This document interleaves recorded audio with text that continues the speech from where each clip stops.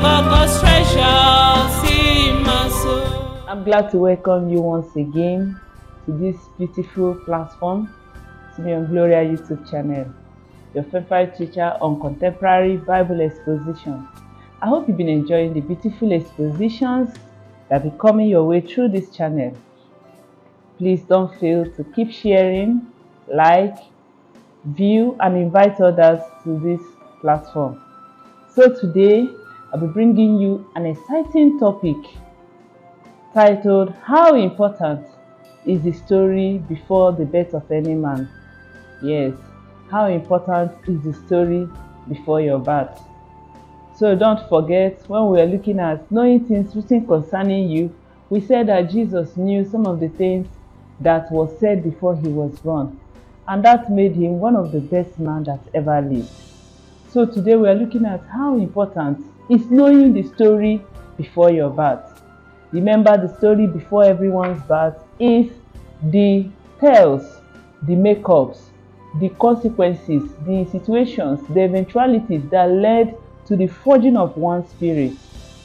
For instance, we are going to take our Bible examples from Exodus chapter 2 verses 1 to 2. That there was a certain man from the house of Levi, and he took a wife of a daughter of a Levi. And the wife conceived and bore a child. And when she saw him that he was goodly child, she hid him 3 months. The Bible recorded that Amnon, the father of Moses, took a wife, Jochebed, from the same occupation. They were both Levites. So Amnon is a Levi. A Levi is like functions from the office of a priest during those days. So you can imagine a priest who taught the emancipation of Israel, who taught their deliverance, who taught people about what God will do. Then growing up with this conviction, he was sure that it was not the will of God for Israel to remain in bondage in Egypt. So he believed so much in the emancipation, he believed so much in the deliverance of his people. And then he was so conscious of this concept that he took a wife from the same conviction. And then the Bible says they gave birth to a goodly child. So coming from a kind of being deliberate about the story that forges the spirit of his children, made the Bible says in Micah chapter 6 verse 4 that if God has given us Aaron, if God has given us Moses, if God has given Israel Mariam, that he now brought them out of their land of slavery because he gave them 3 children from the same womb. Have you thought of how God could decide to use children of the same parents from the same womb for the liberation of his people? Don't you think that the parents did something extra, did something that other parents didn't do? So the Bible says that a man from Levi, a man that taught the emancipation, a man that believed in the conviction, went after the same woman that had the same ideology. So the ideological base formed the spirit of man. Now the story behind the birth of every child forms their will and their spirit. It's part of their formation. Another example to support our point is the story in Luke chapter 1 verses 5 to 9. The Bible recorded that Zachariah was a high priest, and then the Bible says he was righteous before God, walking in all the commandments and ordinances of the Lord, blameless. The Bible says he was blameless. So little wonder did he give birth to John, the fallacious prophet, who had zero tolerance and he was to unrighteousness. He was so dedicated, he was so concentrated that he didn't have clothes. He lived a very sacrificial life. And no wonder he was able to pave way for Christ. He was able to make way for the coming of Christ. So the question is, do you know the story that was told before you are born? The story that is told before one's born constitutes the spirit, constitutes the ideology, forms the spirit, the will of man. Most times, it forms the purposes man comes to accomplish on earth. So, if the father of Moses was a Levi and the mother is a Levi, are we surprised that the 3 sons came with the same thought, the same ideology? No wonder when Moses came and met the burning bush and was complaining that he was short of speech and the rest, The Bible says that he should go, that Aaron is waiting for him. Immediately he met his elder brother Aaron and said, Kai, I have come to deliver my people. It didn't take him time to believe. Why? Because there's something has been done in the past.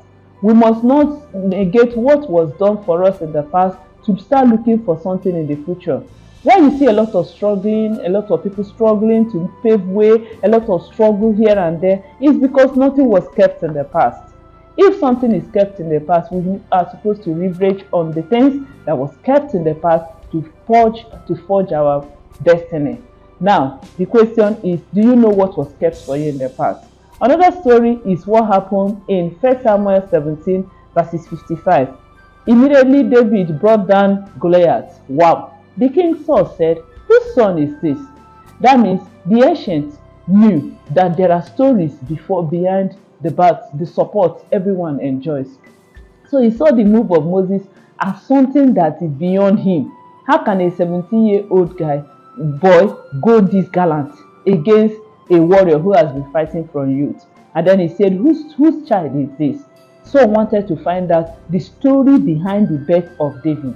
He wanted to find out the depth. He wanted to find out the height. He wanted to find out how far that boy can go. And when he found out that David was a descent from Judah, he came from a Judah story, then I'm sure that he tightened his seatbelt.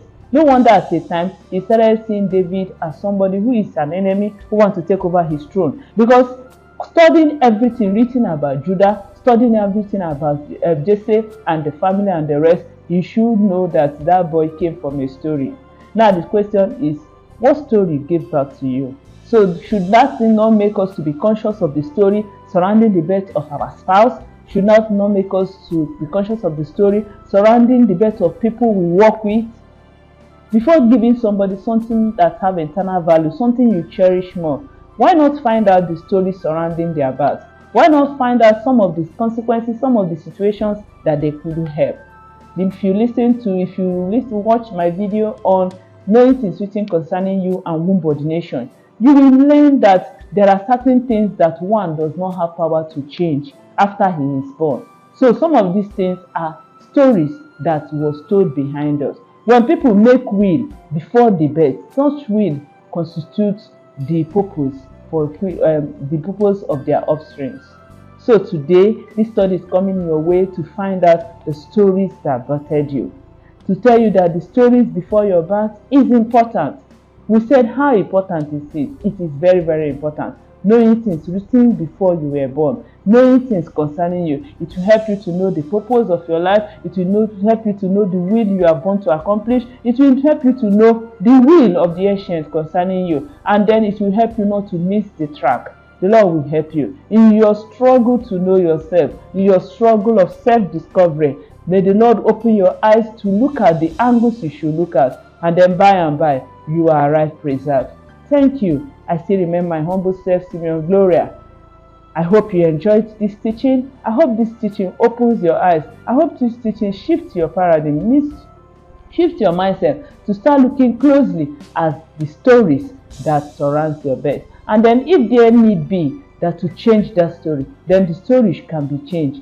Don't forget, if we must change a story, then we must start making testimony. We must start making statements. We must start living a kind of life, pointing path. When Abraham noticed the story behind his birth, instead of being sacrificial, instead of keeping things, it is better to keep things for now so that the future can leverage on and then take a step ahead. It is better to walk a progressive walk than to scatter our labor. The Lord bless you.